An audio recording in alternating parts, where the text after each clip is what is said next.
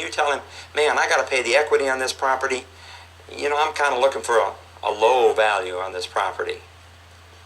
And then, of course, the soon-to-be ex-wife hires her own appraiser, gives him the same story, and what's she looking for? She's looking for a high value on that property. And, of course, both of those are going to be legitimate values, and they're going to duke that out in court.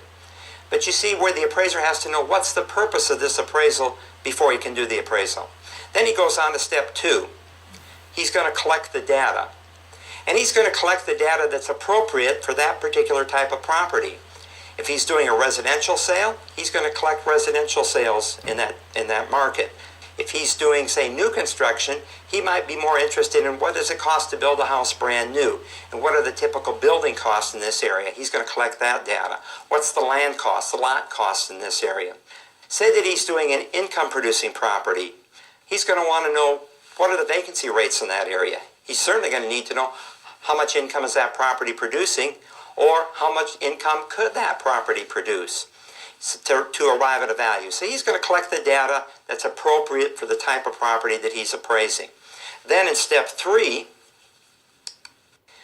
he's going to apply 3 different approaches to value. The sales comparison approach, the cost approach, and the income approach.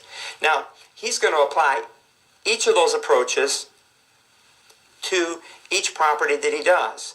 But he's going to rely most heavily on one of those approaches depending upon the type of property. For example, the sales comparison approach or the market data approach is going to use similar sales in the neighborhood. In other words, you're appraising a single-family home. Well, if these single-family homes sold for this, and they're like our subject property, that means that our subject property is worth what these homes are worth. It's the principle of substitution. That's the sales comparison or the market data approach. Now, the cost approach, you remember the formula for that says what? It says, what does it cost to build this home brand new, subtract the depreciation to its current age, add back the land value, and you have the value by the cost approach. The third approach that he could apply would be the income approach. And of course, he's going to say, what kind of income does this property generate? Now, if this is an income-producing property, he's going to rely most heavily on the income approach when he finally arrives at a value. If this is brand new construction, he might rely most heavily on the cost approach. And of course, if it's a residential sale where he's got some comparables in the neighborhood, he could rely most heavily on the sales comparison or the market data approach. So he goes to step 4. He's going to verify that data and correlate it. In other words, he's going to analyze just what we just talked about. He's going to look at the 3 approaches. He's going to apply all 3 approaches to each property that he appraises. And then he's going to rely most heavily on the approach that's most appropriate and use the other 2 approaches to support that approach or to support that value. And then he's going to do what? He's going to arrive at a final value estimate of the property, and then he's going to make a report on it. Now, you should be familiar, there's 3 different types of reports that the appraiser could do. He could do the summary appraisal report, called the Uniform Residential Appraisal Report, which is the most commonly used. This is a type that if you're doing residential sales, you're going to see this report all the time. He could use a self-contained appraisal report, most comprehensive and detailed. For example, if you did a self-contained appraisal report on a commercial building, it might run 100, 150 pages, maybe even 200 pages long. That report would address not only the income-producing property itself, but it could address the transportation of that property.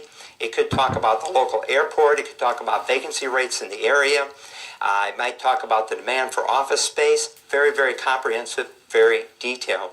Finally, there's a third report that he could issue, and that's going to be the restricted use appraisal report.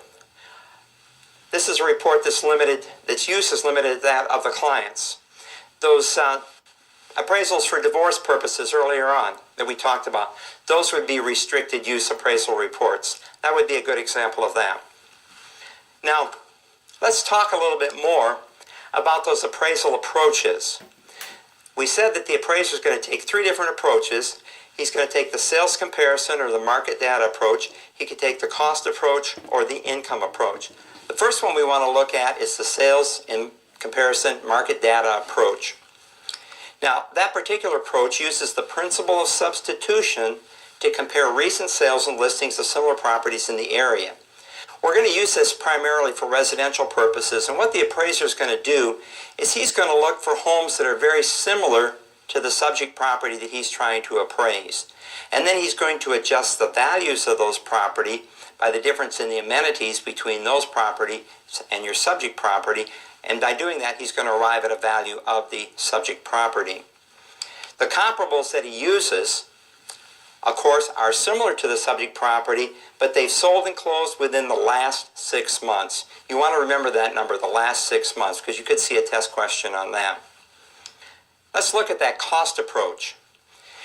Now, in the cost approach, the land and improvements are valued separately. It's used for new, as we talked about earlier, or special purpose buildings. It takes the reproduction or replacement cost of the improvements minus accrued depreciation plus the value of the land. Let's look at that in a little more detail. I think it'll make more sense. We'll erase our large patio here. By the way, I did get that listed for $100,000, so it did sell.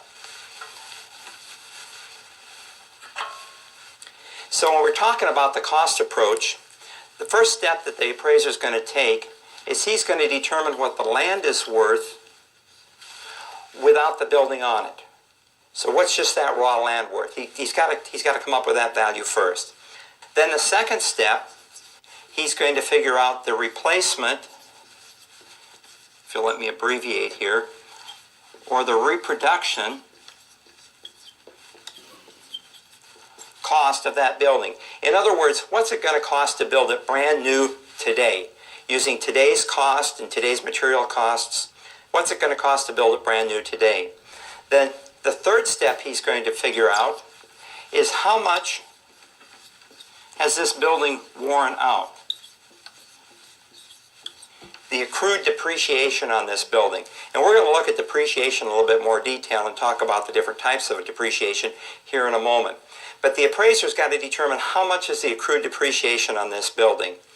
And so the fourth step is he's going to subtract this accrued depreciation from the replacement cost to come up with a value.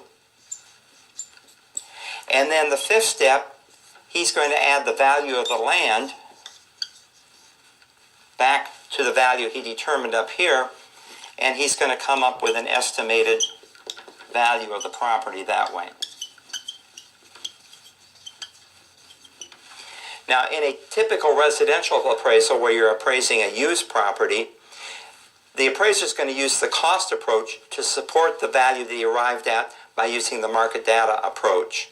And then he'll also use the income approach to support that value also. He's not going to rely on the cost approach, but he's going to use it as a supporting value for what the market data approach tells him.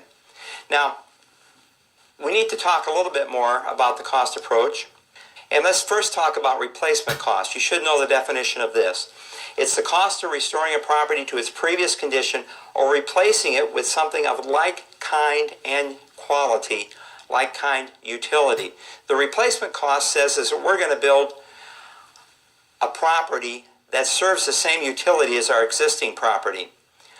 Now, we contrast that with the reproduction cost. This is the cost of replacing the improvement with one that is exact replica, having the same quality of workmanship, design, and layout. In one county I'm familiar with, they have a county courthouse, of course, and that county courthouse was built in about 1905. And it's a sandstone limestone structure. Now, if we were to replace that property, and we were determining a replacement cost, we would build a steel and glass building like you see in office complexes today. That would be the replacement value. If we were doing the reproduction cost, we would have to build it back exactly as it was. It's sandstone, limestone structure with the old-fashioned windows, the old-fashioned staircases. So there's quite a difference in value. Most of the time, the appraiser is going to be working with the replacement cost of that property, not a reproduction cost. Now, he's got to figure out this accrued depreciation that we talked about. And that depreciation is going to be the loss in value from any cause. Definition of the accrued depreciation is the difference between the cost to replace the property and its current appraised value. In other words, we add all that depreciation together, and what do we get? Now, looking at depreciation, the appraiser is going to be working with a straight line, a depreciation used to calculate, a straight line method used to calculate that accrued depreciation. Now, when he's talking about that, I'm going to leave that for just a moment. The appraiser is going to put a life on that property. If this is a brand new property and it's in the northern part of the United States, the appraiser will say that it has a 100-year life. If you're working with a property in the southern part of the United States, say Texas, Arizona, New Mexico, something like that, the appraiser is going to say that that property has a 60-year life. Heat is much harder on properties than cold is. And those are the numbers that the appraiser is going to use when he's determining depreciation. For example, if he's looking at a home, say in Minnesota, that is 10 years old, that accrued depreciation is going to be 1% a year because he's giving it a 100-year life. And so for a home that was 10 years old, he would say that the depreciation was 10%. Now that's saying it's normal wear and tear on that property. Nothing drastic has happened to that property. He's going to say the accrued depreciation is 10%. If that home were down in Texas, for example, and it was 10 years old, the appraiser uses a rough rule of thumb of 1.5% a year. And so a property that was 10 years old in Texas would be considered 15%. I did that math right. 15% depreciated. So it would depreciate quicker again because the heat is harder on properties than cold is. That's the straight line method that the